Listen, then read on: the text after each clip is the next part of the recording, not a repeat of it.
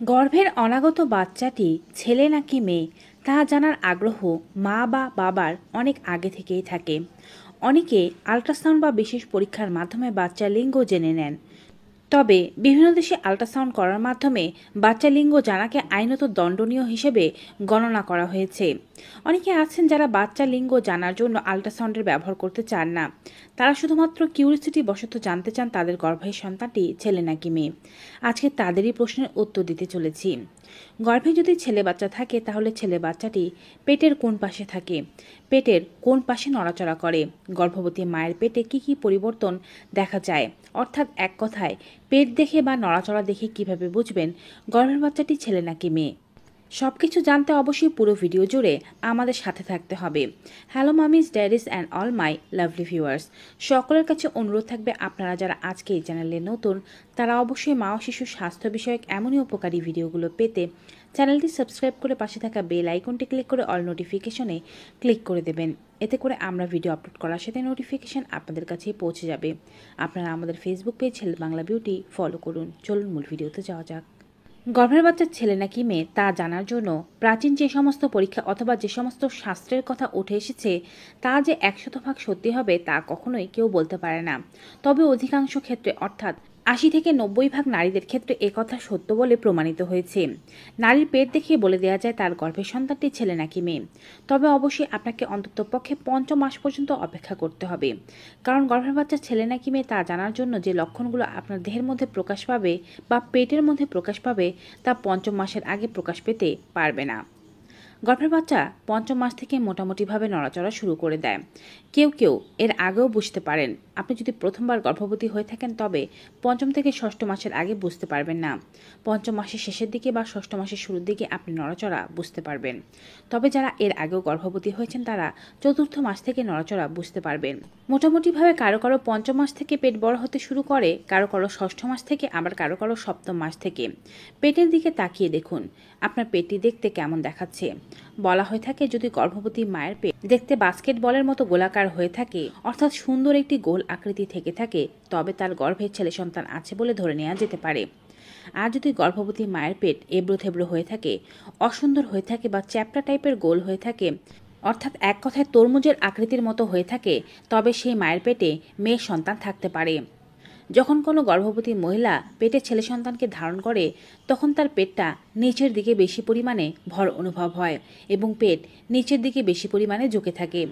আর যদি তার গর্ভে কন্যা সন্তান থেকে থাকে তবে সারা পেটময় অথবা উপরের পেটে বেশি পরিমাণে ভর অনুভব হয় এবং তার উপরের পেটটাই বেশি পরিমাণে বৃদ্ধি পায়।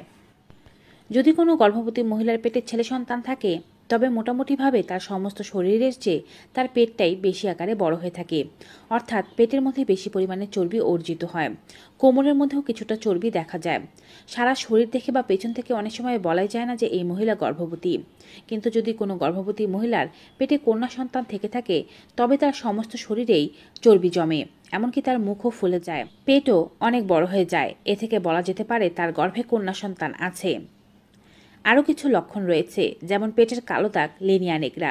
মোটামুটি গর্ভাবস্থার 7ম মাস থেকে এই লিনিয়া নেগ্রা দেখতে পাওয়া যায়।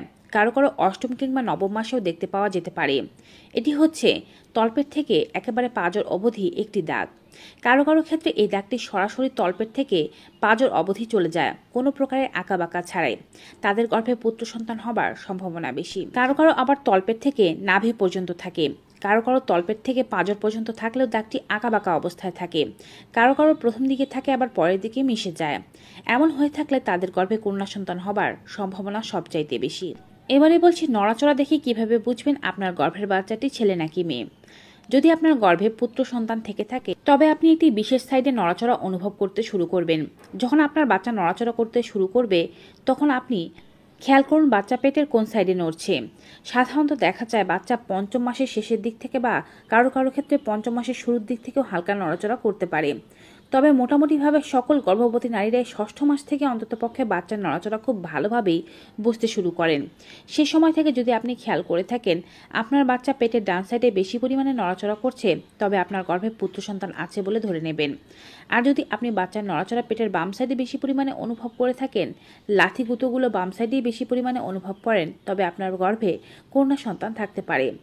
বলা হয়ে থাকে ছেলে বাচ্চা পেটে থাকলে সে বাচ্চা ডান পাশে অবস্থান করে, আর মেয়ে বাচ্চা পেটে থাকলে সে বাচ্চা বাম পাশে অবস্থান করে। যদিও এই কথাগুলো সম্পূর্ণভাবে শাস্ত্র থেকে উঠে এসেছে বা প্রাচীন যুগের মানুষদের কথা, বিজ্ঞান এই কথাগুলোকে কোনোভাবেই সমর্থন করে না। বৈজ্ঞানিকভাবে বাচ্চা সারা পেটময় জুড়েও থাকতে পারে, পেটের ডান সাইডেও থাকতে পারে, পেটের বাম সাইডেও থাকতে পারে।